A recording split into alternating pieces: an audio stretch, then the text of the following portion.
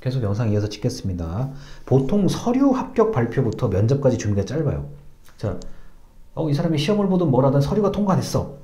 합격하셨습니다부터 면접까지 준비가 그 기간이 짧아요. 그렇기 때문에 여러분들이 만약에 이게 여유가 있다고 하면은 면접 준비, 태도나 이런 거는 미리 카메라를 가지고 준비를 하시고 서류를 제출할 때 그 순간부터 면접 준비를 해야 되겠다는 마음을 가지고 계셔야 돼요. 그게 되든 안 되든 간에요. 어차피 면접 준비는 이런 게 있어요. 내가 A라는 회사에 서류를 넣었는데 이제 넣고 나서 바로 이제 면접 준비를 해요. 근데 서류가 안 됐대. 그렇다고 이 면접 준비가 헛된 거는 아니에요. 어차피 비슷하거든요. 물어보는 질문들이요. 자, 그리고 자신을 공식적으로 드러낸다 되는 거기 때문에 나의 어떤 감정이라든가 사적인 얘기를 할 필요는 없습니다. 자, 그리고 자, 질문을 하면 면접관이 질문을 하면 지원자가 답변을 해요. 그 다음에 그 얘기를 듣고 다시 질문을 하기 때문에 지원자인 내가 대답할 때는 명확하게 대답하는 게 중요하고 구체적으로 답변하는 게 중요해요. 뭐 예를 들어서 자, 사시는 곳이 어딘지 물어보는 면접도 많거든요. 그러면은 직장에서 어디 사는데 여기까지 오는데 30분 걸렸습니다. 자, 자동차로 30분, 버스로 30분, 지하철로 이런 것까지 정확하게 얘기해 주시면 좋아요. 제가 사실은 여기서 걸어서 10분 거리에 삽니다. 이렇게 얘기하는 게 제일 좋은 거죠. 그래서 구체적으로 명확하게 답변을 해줘야 면접관이 되묻지를 않아요. 자, 그리고 9번인데, 9번째 얘기인데, 자, 지원 동기와 간단한 자기소개는 필수적으로 준비를 하셔야 됩니다. 그래서 뭐, 자기소개 1분, 자기소개 3분, 그 자기소개 할 때 지원 동기까지 같이 이야기를 하시면 좋죠. 자, 10번입니다. 어떻게 지원한 곳을 알았는지.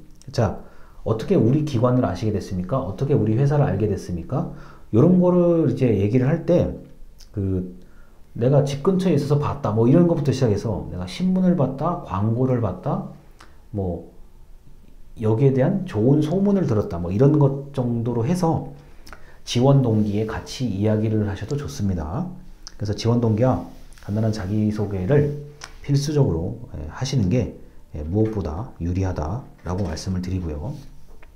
특히 어떻게 지원했는지를 물을 때 뭐 가장 말하기 쉬운 답변 중에 하나가 제가 여기 한번 와봤었는데 뭐 체험했었는데 교육을 들었었는데 강의를 들었었는데 이곳에 와서요. 예를 들어서 그렇다고 하면은 굉장히 높은 점수를 받을 수가 있고 뭐 공공기관 같은 경우는 제가 여기 서비스를 이용해 봤는데 뭐 이렇게 얘기를 해도 아주 좋은 답변입니다.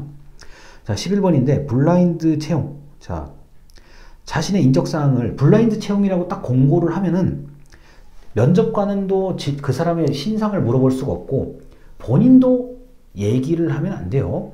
자, 그래서 본인도 모르게 실수하지 않도록 각별히 조심을 해야 됩니다.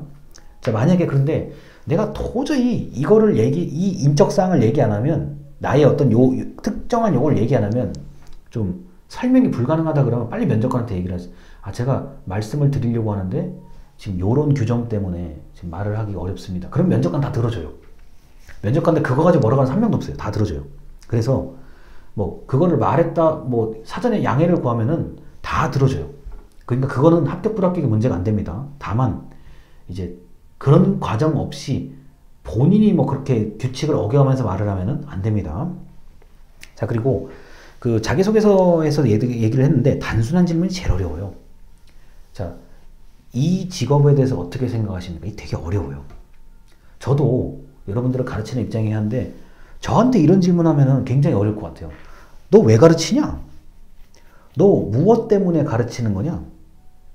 이거 어렵잖아요. 그 인생의 철학을 묻는 건데요. 이런 질문들이 가끔 있을 수가 있는데 자, 이렇다고 하면은 여러분들이 그냥 평소에 생각한 것을 얘기하시면 됩니다. 뭐 갑자기 멋있게 얘기한다는 그런 거 말고요. 자, 그리고 지원할 곳과 나와 연결되는 게 있다는 점을 보여주자. 경력직 사원은 이게 필요가 없어요. 당연히 내가 할 수 있으니까 지원을 한 건데 신입사원의 경우에서는 특히 이제 공무원 시험 합격하자마자 이제 면접을 봐야 될 분들은 내가 여기서 왜 일을 해야 되는지에 대해서 한번 또 얘기를 또 잘 해야 되잖아요.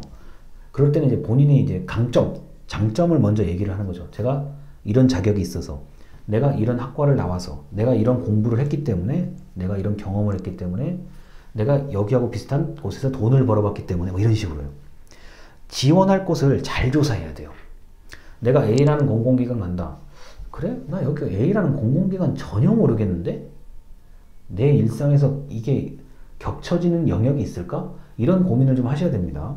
자, 나는 B라는 회사를 전혀 모르겠는데 이게 뭐 하는 데지?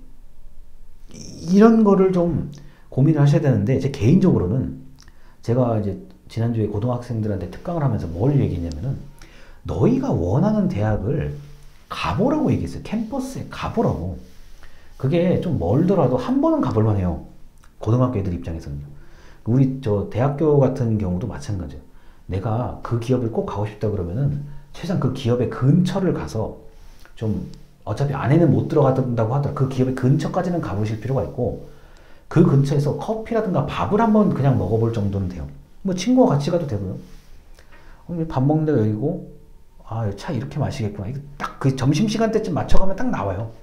만약에 밤에 일을 해야 되는 직업 같은 경우는 저녁 시간에 맞춰가면 딱 답 나와요. 아, 오케이. 여기는 내가 근무할 만한 곳이구나, 아니구나가 직감적으로 느껴져요. 만약에 내가 흔히 말해서 촉이 좀 빠른 사람이라 그러면은 진짜 그 현장을 가보세요. 그러면 이해가 금방 됩니다.